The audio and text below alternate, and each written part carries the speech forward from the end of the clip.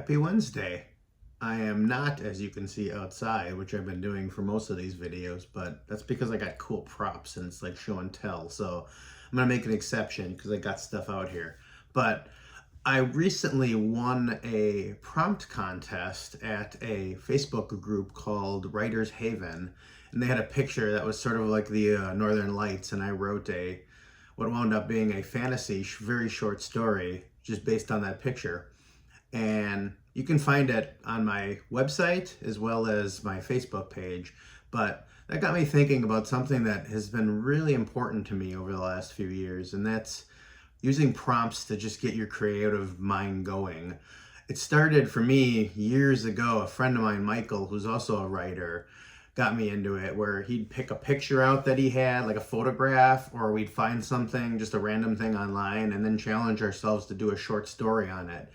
And I got to doing that more and more at the time. And then sometimes you'd set yourself character or word limits, like even as short as like a few hundred words. And it really got you to be really concise, focused, and just do something. And even if it's a, by your standards, terrible story at the end, it's still a whole lot of fun. I kind of fell out of that for a while, but I keep thinking I should get back into that. And it got me thinking of some of the things that I've used in the past. So I got a couple things here. One, there's these books. I think my wife got me both of them, but it's this 642 Things to Write About. And, there's different prompts throughout the book. I'm not going to read what I wrote, but like there's things like this: write about a time you broke a bone, a heart, the law, a promise. Stuff like that. And there's just a whole bunch of them in here. And I didn't fill out the whole book, but I filled out a few of them. And then I have a bigger version of it. Same general idea from the same people. But one of the things that a few years ago I used all the time were these story cubes. I think they're called Rory's story cubes. I got them all on Amazon. There's like 4 or 5 sets of them, and they were different themed. I think one was like prehistoric, one's fantasy. But as you can see here, there's like a whole bunch of different ones, and there's icons or pictures on each face. So you know what I would do, and I don't remember what their rules were. You can do what you want, but I'd take 4 of them and then I'd roll them. And like this one has a pill. This one has a pterodactyl. This one has an abacus. Now we're getting real challenging. And this one has like a pixie or a fairy of some kind.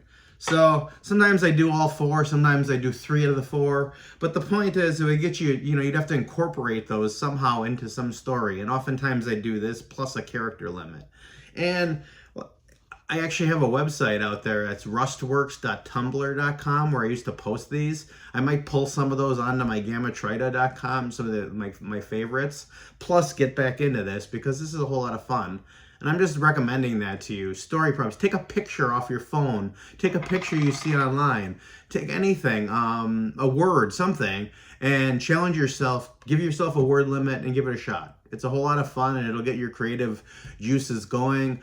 One of those prompts I did back in the day became my Midnight Ramen Club story, which started off on my Rustworks site, but then it fit into the Gamatrida universe, and I wound up putting it at the end of Gemini Girl, and it proved to be kind of a really cool foundational prequel thing to the stories I wrote in there.